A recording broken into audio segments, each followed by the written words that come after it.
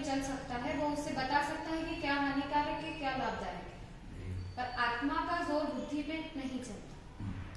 बुद्धि उस वक्त बंद हो जाती है।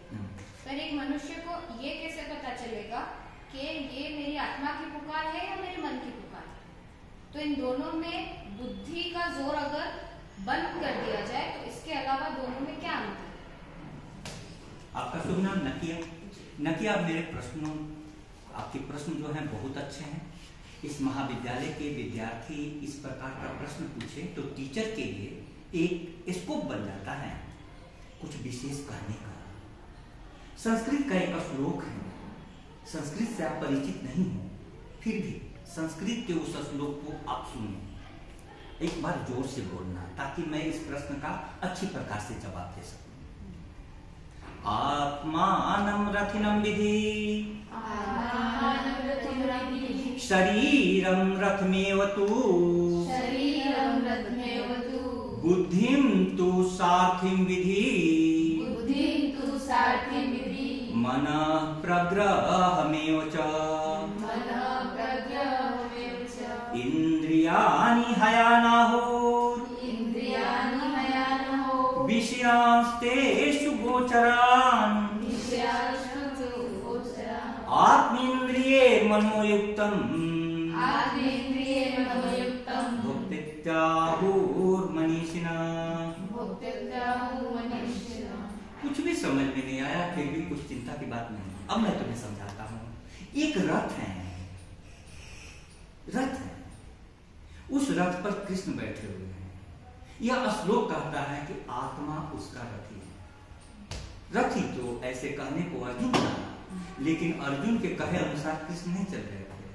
कृष्ण के कहे अनुसार अर्जुन, कृष्ण को जहां मन होता था रथ वहां जाता था। तो आत्मा रथी है, मुख्य है। आत्मानं रथिनं विधि, शरीर मेरा रथ है, शरीरम रथमेव तु, बुद्धि इसकी सारथी है। अब बुद्धि को सारथी जो है, जिसके हाथ में लगाम है, रथी जहां कहेगा वहां जाना पड़ेगा। ड्राइवर यदि हम करते हैं तो हम ड्राइवर को बोलते हैं धीमे चलो तो ड्राइवर धीमे चलता है, तेज चलो तो चलता है, ठीक है। अब देखो, बुद्धि तु सारथी विधि मनः प्रग्रह में जो मन क्या है, लगाम है। मन क्या है, लगाम है। इंद्रिय हमारे क्या है, घोड़े हैं। घोड़े को लगामों से खींचा जाता है, इंद्रियाणी हयानाहुः। और विषय क्या है, जैसे अच्छी सुंदर चेहरे आ गए तो आंखें उधर देखने लगी, सुंदर गाने आ गए कान उधर सुनने लगे। ये विषय जो है ये मार्ग है जहां पर घोड़े दौड़ते हैं।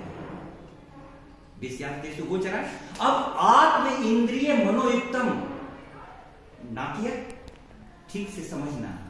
आत्मा इंद्रिय मन युक्तम, इन तीनों को मिलाकर के भोक्ता बनता है। भोक्ता, भोक्ता बनता है।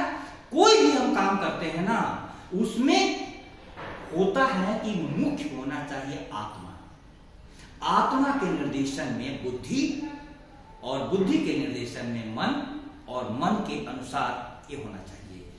यदि राजा सही हो तो सारे मंत्रियों को अपना काम करना पड़ता है। मैं क्लास में आता हूं तो सारे स्टूडेंट एक साथ खड़े हो जाते हैं, कहना नहीं पड़ता है। सारे आत्मा जगी हुई हो तो आपका कहना सब कोई मानेंगे।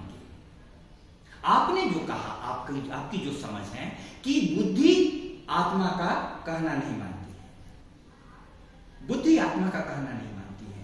आज की शिक्षा ने वही किया है, हमको बुद्धि पर ज्यादा जोर दे दिया और बुद्धि हानि लाभ सोचती है।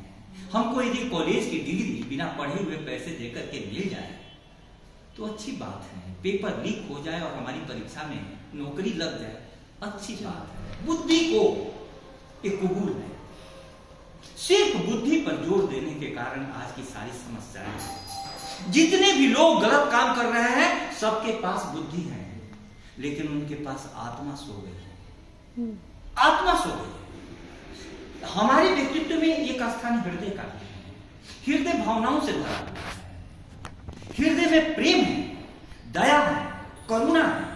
इन पर जोर, इनके लिए कोई प्रशिक्षण नहीं है। पढ़ने के लिए तो हम क्वेश्चन रखते हैं, लेकिन हृदय के लिए किसी से प्रेम करें, किसी से ये करें तो कोई भी बोलेगा कि अपनी सहेली के लिए, अपने दोस्त के लिए ज्यादा जान मत दो, कोई फायदा नहीं होगा। अरे फायदे की क्या बात है, मेरे मन की बात है।